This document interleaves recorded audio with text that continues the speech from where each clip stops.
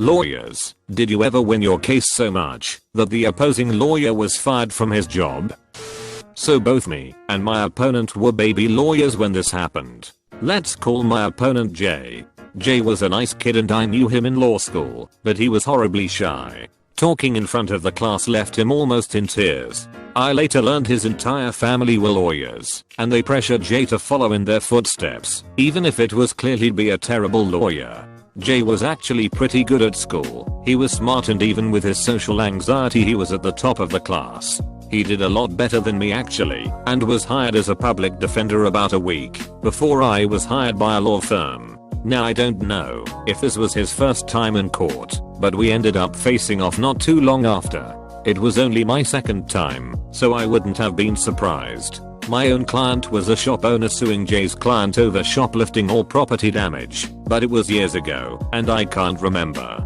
Either way it was a pretty clean-cut case. My client had footage of everything, but Jay's client refused our plea deal, so I expected him to have the book thrown at him in court. Now I was a bit nervous of messing something up, but I didn't show it, and I had pretty good evidence on my side. I don't blame Jay for being nervous. His client didn't exactly put him in a good position, but that happens sometimes. You just have to do your best and sometimes you're going to lose, and you can't take that to heart. I don't think Jay truly understood that. The trial itself was actually pretty boring from what I remember, at least on my end. I presented my evidence to the judge, and Jay presented a defense. He stammered a little and stumbled over words, but I don't think he did too badly.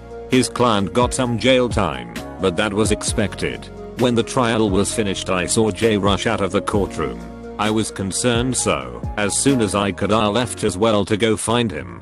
He was in the entrance of the courtroom, crying his eyes out. I felt bad for Jay, so I offered to take him out to lunch. We went to Olive Garden, and I swear he cried for 30 minutes straight over the unlimited breadsticks. I told him straight that I didn't think being a lawyer was for him, and he took me advice. We talk occasionally still, and last time I checked he was a counselor, and he seems to be doing a lot better now. So this might not be exactly what you were expecting, but the other lawyer I was facing retired directly after our trial, but most likely that was from the heart attack she had on the stand, rather than anything I did. The woman was well known in my area as a skillful lawyer, and is probably older than the Queen or England.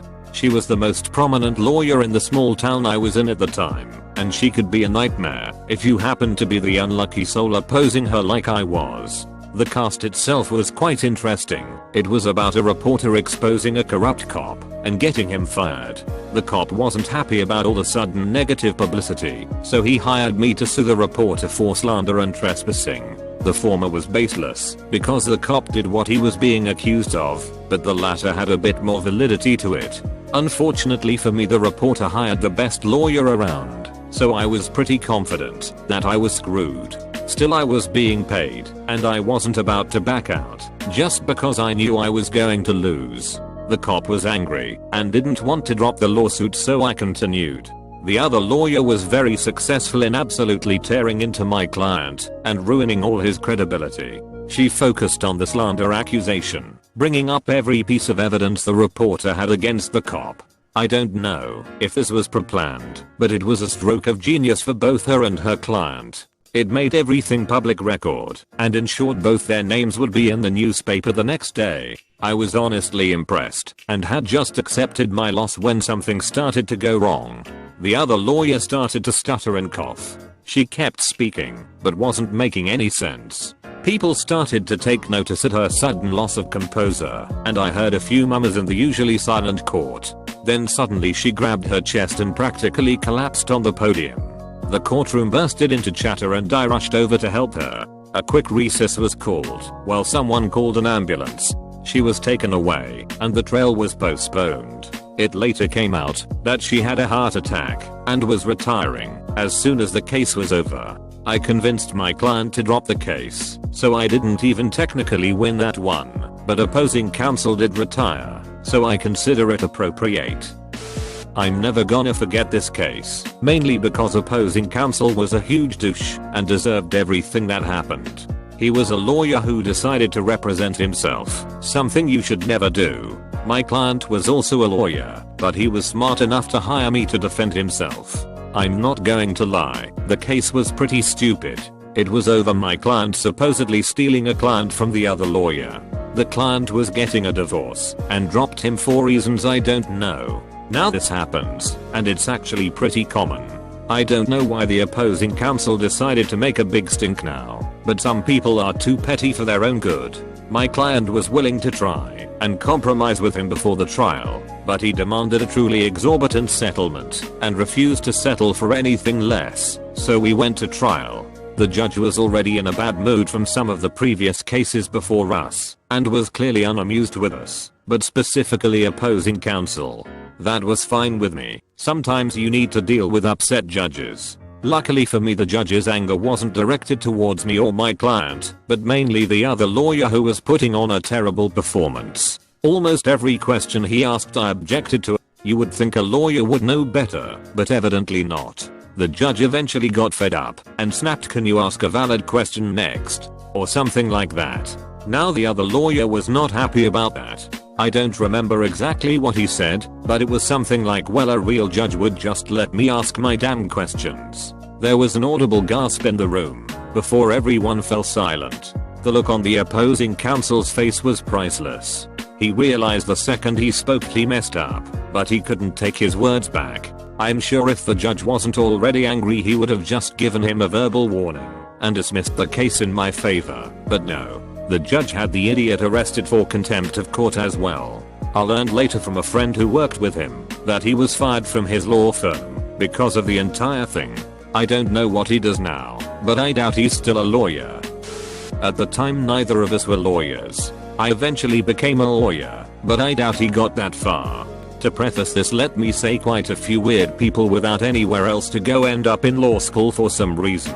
You'd be surprised at how many stoners walk through the doors, and unsupervised at the amount of people that walk out the same doors only a day later. The person, let's call him Adam, wasn't a stoner, but he wasn't lawyer material either. He still acted like a bratty teacher who talked back to teachers all the time. Mostly he was harmless, but I was one of the many few who just wanted to punch the guy. He was that annoying. Somehow he managed not to flunk out by halfway through the semester, which is when the school got a real judge in for a forks court of sorts. We were given real evidence from real cases that were already settled, and it was a fascinating assignment. My job was to defend a woman accused of murdering her abusive husband. In real life she was given a manslaughter charge and 5 years in prison, but I won't give more detail here. I prepared like crazy for this case, excited to finally get a real taste into the world of law. Imagine my disappointment when I found Adam was the person I would be facing off against. No matter, I was still going to present my case with all the seriousness it deserved. Adam, however, had no intention of doing the same. He acted like a teenager in a fancy suit and it showed. He put his feet on the desk, called the judge back "Mr." and was generally a disrespectful prick. Perhaps he wasn't paying attention when we were told the judge was a real judge, but the judge quickly set him straight. "I'll have you know, Adam, I'm not a professor of your school, but an actual judge." I remember him saying, perhaps a bit peeved but not disrespectful, "You want to know what Adam did?" Adam flipped the judge off. He flipped a judge off in front of an entire classroom of law students. Our professor practically dragged Adam out of the room, which was a bit entertaining to watch. My case was dismissed, and though I was bummed, I cheered up significantly when I learned Adam got expelled. He 100% deserved it. I honestly still feel bad for the lawyer to this day. She was an acquaintance of mine, and was quite nice and polite anytime I talked to her, but was a bit emotional which occasionally got in the way. She was usually pretty good at staying professional in court, but sometimes she slipped up. The case we were arguing was a simple drug case. She was a public defender and her client was not exactly a smart man. He came to court wearing a ratty wife beater, old jeans, and a baseball hat that his lawyer just barely convinced him to take off. One look at him was probably a better argument for his drug use than anything I could come up with, which was a lot. Even though it was clear the case wasn't in her favor, the other lawyer still did a good job of painting him in a pitiful light and garnering sympathy. Say what you want about her, but she was extremely charismatic, and while she probably wasn't going to win, she could at least lower his sentence. That was until her client started to open his mouth and talk. Here's a tip: if you're even in the enviable decision of being accused of a crime, when your lawyer is talking, keep your mouth shut. They know what they're doing. And no matter what you think, you do not. So this druggie starts to not only talk over his lawyer, but actually contradicts her. For me, this was perfect. He was practically putting the cuffs on himself at that point, and it was annoying. This was less great for his own lawyer, who was quickly becoming angrier and angrier.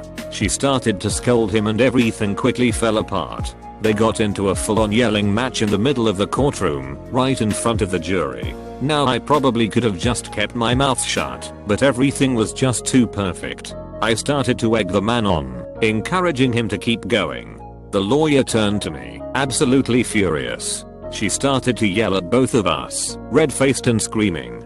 The judge finally got started to yell and demand she stop before calling a quick recess. The judge asked to meet her in a separate room, where I assume they chewed her out. She came back out looking and acting very meek afterwards, quickly forcing her client to accept a plea deal before leaving the court. I learned later that she resigned almost immediately, probably to avoid being fired. From what I heard, she moved out of state and got a job at a different law firm, though I'm not sure if she still does trials. This guy was already on his way out, but I suspect I pushed him over the edge. He was starting to get a reputation around my area as a blubbering idiot, which was a real shame. He was actually pretty smart and wrote many papers on law that got published, but he was not good with people. In theory, he understood everything perfectly, but he wasn't great in practice. He stammered a lot and tended to drone on and on, which impressed no one. He also had a very weird fashion sense, which didn't help him either. I found myself facing him when I was still quite inexperienced. I'd been working as a lawyer for about a year at that point, and while I had a few wins under my belt, I was still inexperienced. Even when I heard of the opposing counsel's reputation, I still didn't feel much better about my odds. So for my case, I went all out. It was a simple land dispute, and the evidence was clearly in his favor, but somehow he kept messing it up. He was wearing an old-fashioned straw-style suit and his long hair was tied back in a ponytail. His arguments were even worse than his fashion sense. They were boring and flat. He kept stuttering and using the wrong words. The judge was clearly unimpressed, but he kept going. That was until someone let out a slight cough in the silent courtroom. Something in him must have just snapped. Suddenly he went silent, grabbed his folder, and walked out of the courtroom. Everyone was just too shocked to stop him, and by the time one of the officers ran out to find him, he was gone. No one knew what happened to him, including me, until about 5 years later, that is. I was going back to my old university to talk to some of my old teachers when I ran into him again. Apparently he became a university professor after his dramatic exit to law, a field that he was doing much better in than being a lawyer.